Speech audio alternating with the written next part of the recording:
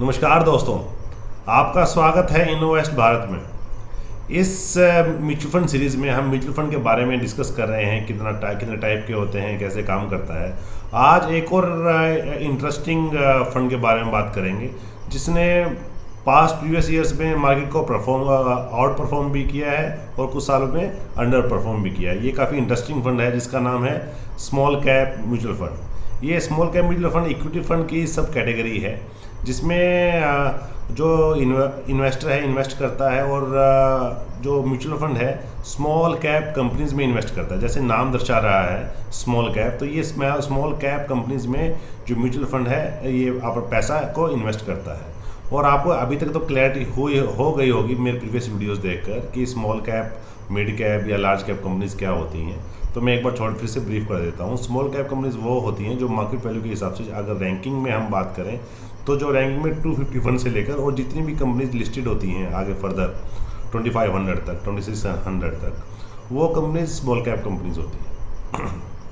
इन कंपनियों में अगर आप इस स्मॉल कैप फंड में पैसा लगाते हैं तो जो म्यूचुअल फंड का फंड मैनेजर है स्मॉल कैप कंपनीज के शेयर्स में, उसमें स्टॉक मार्केट में इन्वेस्ट करता है।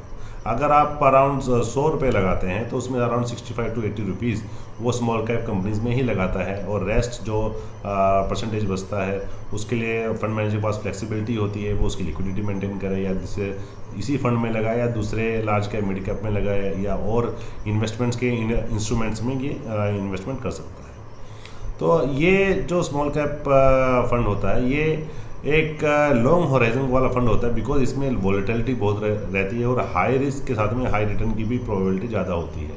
तो आओ जानते हैं इसके फैक्ट्स के बारे में। एक और फैक्ट है कि क्या जो ये लार्ज कैप कंपनीज हैं या मिड कैप कंपनीज हैं, क्या वो स्टार्टिंग से ही लार्ज कैप, मिड कैप थी? नहीं दोस्तों, ये कंपनीज स्टार्टिंग में स्मॉल कैप ही थी। अगर आप जानना चाहते हैं कि क्या आपने स्टार्टिंग में रिलायंस में इन्वेस्ट कर दिया होता, इन्फोसिस में इन्वेस्ट कर दिया होता या जो बड़ी बड़ी कंपनी आज बड़ी बन चुकी हैं उसमें इन्वेस्टमेंट कर दिया होता, वो स्टार्टिंग में ही इन स्मॉल कैप कंपनीज के अंदर ही आती थी, जो बाद में ग्रो करके मार्केट को आउट परफॉर्म करके रेगुलर रिटर्न देकर इन्वेस्टमेंट करके जो इन्होंने अपना मार्केट साइज इंक्रीज़ किया है और अच्छा परफॉर्म किया है। तो स्टार्टिंग में मुझे ये स्मॉल कैप कंपनीज ही थी जो बाद में आगे बढ़कर मिड कैप और लार्ज कैप बनती है। तो आओ इसके बारे में थोड़ी और जानकारी लेते हैं। 5 पॉइंट्स के माध्यम से इसको जानेंगे कि स्मॉल कैप फंड्स किसके लिए सही है और हु कैन हैंडल।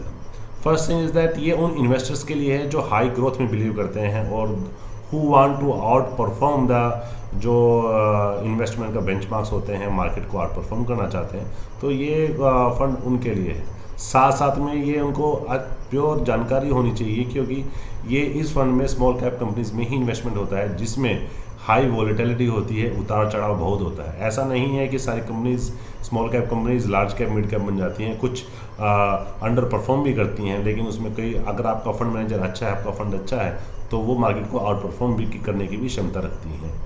तो उसमें हाई वॉलेटिलिटी के साथ साथ में एक जो इन्वेस्टमेंट को एक काफ़ी इसमें पेशेंस टेस्ट होता है, जिसका जो इन्वेस्टर लॉन्ग टर्म होराइजन में इन्वेस्टमेंट का बिलीव करता है और उसको मार्केट के उतार चढ़ाव से इतना इम्पैक्ट नहीं पड़ता है, तो उसका पेशेंस भी टेस्ट होता है। तो ये उन इन्वेस्टर के लिए सही है।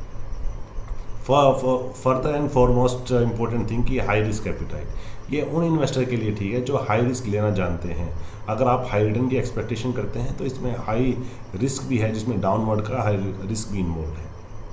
तो आई थिंक इस वीडियो के माध्यम से आपने जाना कि स्मॉल कैप फंड क्या होता है, कैसे काम करता है। ऐसी ही और इन्फॉर्मेटिव वीडियोस के लिए इस वीडियो को लाइक करें, शेयर करें, सब्सक्राइब करें और इस वीडियो को अपने फैमिली एंड फ्रेंड्स के साथ में शेयर करना ना भूलें, जिससे उसको इन्वेस्टमेंट के बारे में अच्छी जानकारी मिल पाए।